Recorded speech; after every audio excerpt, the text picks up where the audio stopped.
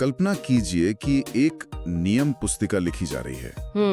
एक ऐसी किताब जो करीब 36 करोड़ लोगों की किस्मत तय करने वाली है। बिल्कुल। और जो लोग इसे लिख रहे हैं वे ये भली भांति जानते हैं कि आने वाले 60-70 सालों में ये आबादी 4 गुना हो जाएगी। बिल्कुल, तकनीक पूरी तरह बदल जाएगी और दुनिया का नजरिया आज से एकदम अलग होगा। हाँ। तो ऐसे में अगर आप नियम बहुत सख्त कर देंगे तो देश टूट सकता है। हाँ, और अगर नियम बहुत ढीले छोड़ देंगे तो मतलब अराजकता फैल सकती है।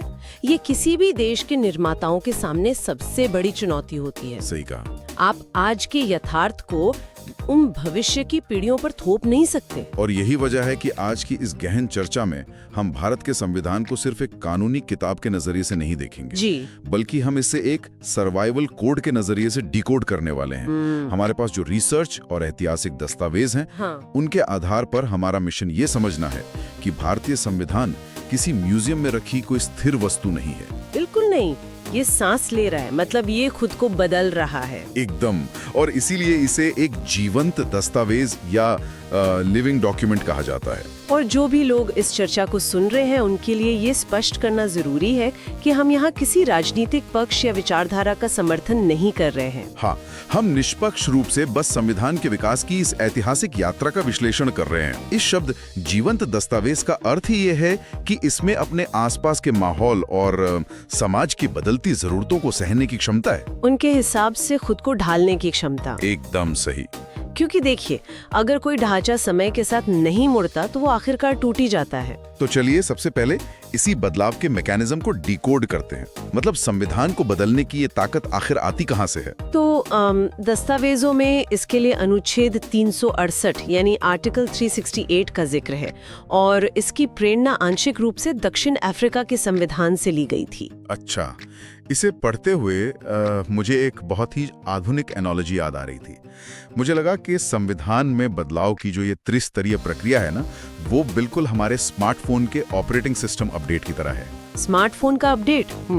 ये तुलना कैसे काम करती है, जरा इसे समझाइए। देखिए, अगर मैं इसके पहले तरीके की बात करूं जिसे साधारण बहुमत या सिंपल मेजॉरिटी कहा जाता है, तो ये बिल्कुल किसी ऐप के छोटे से अपडेट की तरह है। 1951 में ही पहले संशोधन की जरूरत क्यों पड़ गई? ये सवाल कई लोगों के मन में आता है। क्या शुरुआत में ही निर्माताओं से कोई बड़ी चूक हो गई थी? देखिए, ये कोई चूक या गलती नहीं थी, बल्कि ये आदर्शवाद और जमीनी हकीकत के बीच का पहला बड़ा टकराव था। अच्छा। जब संविधान लागू हुआ तो उसमें एक तरफ तो सामाजिक न्याय का वादा था और दूसरी तरफ नागरिकों के मौलिक अधिकार थे, जिनमें उस समय संपत्ति का अधिकार भी शामिल था।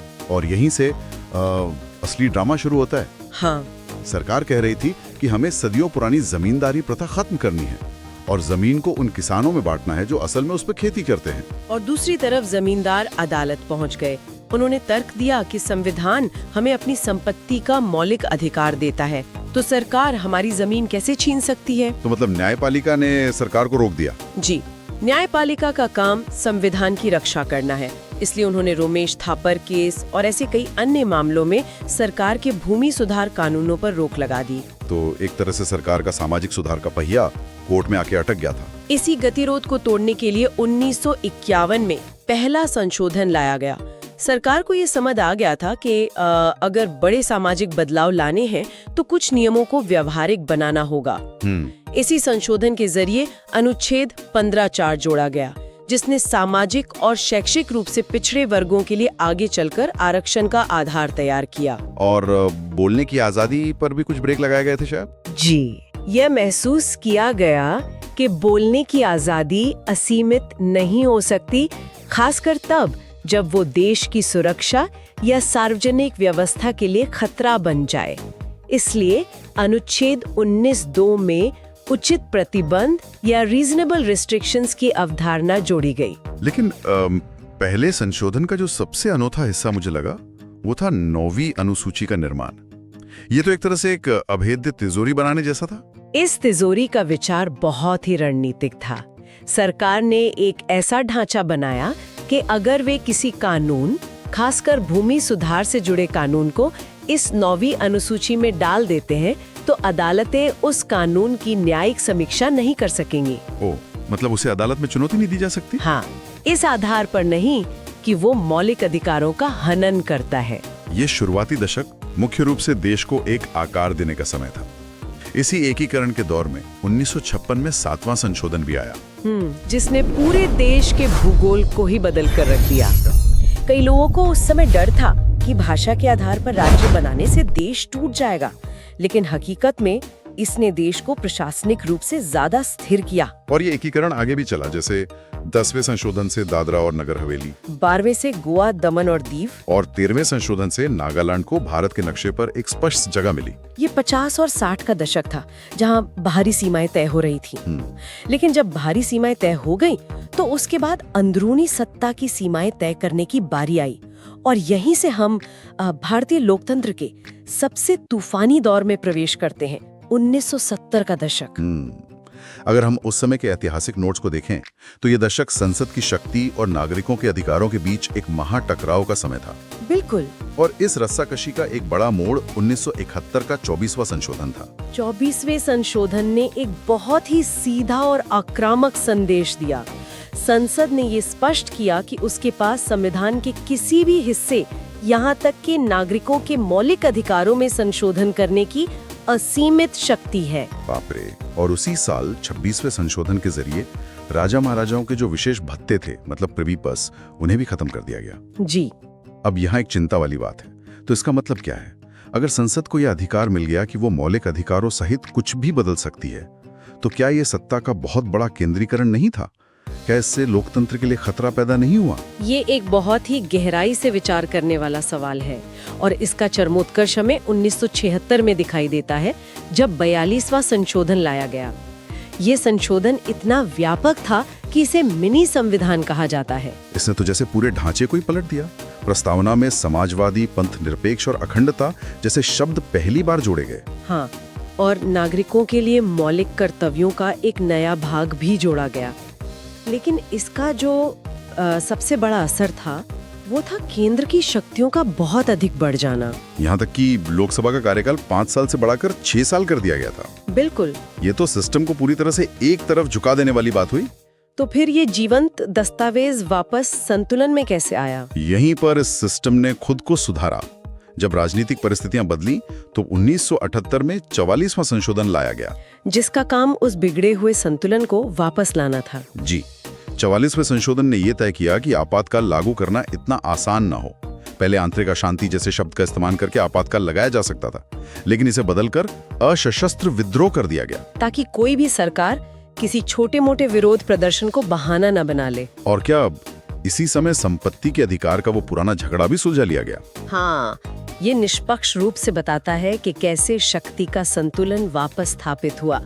44वें संशोधन ने संपत्ति के अधिकार को मौलिक अधिकारों की सूची से हटाकर केवल एक कानूनी अधिकार बना दिया, अनुच्छेद 301 के तहत। एकदम सही। और हाँ, लोकसभा का कार्यकाल भी वापस 5 वर्ष कर दिया गया। इस सत्ता के इतने बड़े टकराव के बाद, इतने बड़े बदलावों के बाद आम आदमी के रोजमर्रा के जीवन को सुधारने के लिए क्या किया गया? ये एक महत्वपूर्ण सवाल उठाता है। बड़े नियमों के सेट हो जाने के बाद राजनीति में जो अस्थिरता आ रही थी, उसे रोकना जरूरी था। 1985 का 52वां संशोधन इसी दिशा में एक कदम था, यानी दल बदल विरोधी कानून, जिसने 10वीं अनुसूची को जन्म दिया ताकि राजनीति में स्थिरता आए। और इसके बाद 1989 में 61वें संशोधन के जरिए मतदान की आयु 21 वर्ष से घटाकर 18 वर्ष कर दी गई, जिससे युवाओं की भागीदारी बढ़ी। लेकिन मुझे लगता है कि सत्ता को असली मायनों में जनता तक पहुंचाने का काम 1992 के 73वें और 74वें संशोधन ने किया।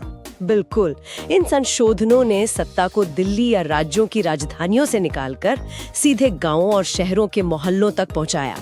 पंचायतों और नगर पालिकाओं को संवैधानिक दर्जा मिला, और इसी के तहत महिलाओं और SC/ST वर्ग के लिए आरक्षण की व्यवस्था भी की गई, जिससे स्थानीय स्वशासन मजबूत हुआ। और इसी जन केंद्रित सोच के तहत बाद में 2002 में 86वें संशोधन के माध्यम से 6 से 14 वर्ष के बच्चों के लिए शिक्षा को मौलिक अधिकार बनाया गया, अनुच्छेद 21A। और 2003 के 91वें संशोधन से मंत्रिपरिषद का आकार भी 15% तक सीमित कर दिया गया, ताकि प्रशासन कुशल रहे। एकदम। अब यहाँ से बात और भी दिलचस्प हो जाती है, क्योंकि अब हम आधुनिक भारत की बात कर रहे हैं, जहाँ 21वीं सदी की आर्थिक और सामाजिक पेचीदगियों ने संविधान को फिर से नया आकार दिया। जिसने पूरे देश को आर्थिक रूप से एकीकृत किया। लेकिन सिर्फ अर्थव्यवस्था ही नहीं, सामाजिक न्याय से जुड़े संशोधन भी इसी दौर की कहानी कहते हैं। हाँ, जैसे 102वां संशोधन, जिससे राष्ट्रीय पिछड़ा वर्ग आयोग को संवैधानिक दर्जा मिला। फिर 103वां संशोधन, जिससे ईडब्ल्यूएस के लिए 10% आरक्षण आया। 104वें ने SC/ST आरक्षण को 2030 तक बढ़ाया। और 105वें संशोधन ने राज्यों को अपनी OBC सूची खुद बनाने का अधिकार दिया। और हम उस ऐतिहासिक कदम को कैसे भूल सकते हैं, 2023 का 106वां संशोधन, जी, जिसने परिसीमन के बाद लोकसभा और राज्य विधानसभाओं में महिलाओं के लिए 33% आरक्षण का रास्ता साफ किया।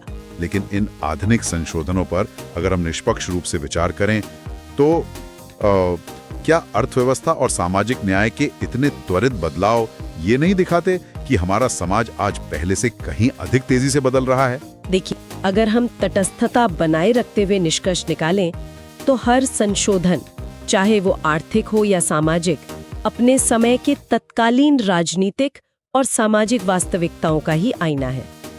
संविधान समाज की इस तेज दौड़ के साथ कदम से कदम मिलाकर चल रहा है, वो रुका नहीं है।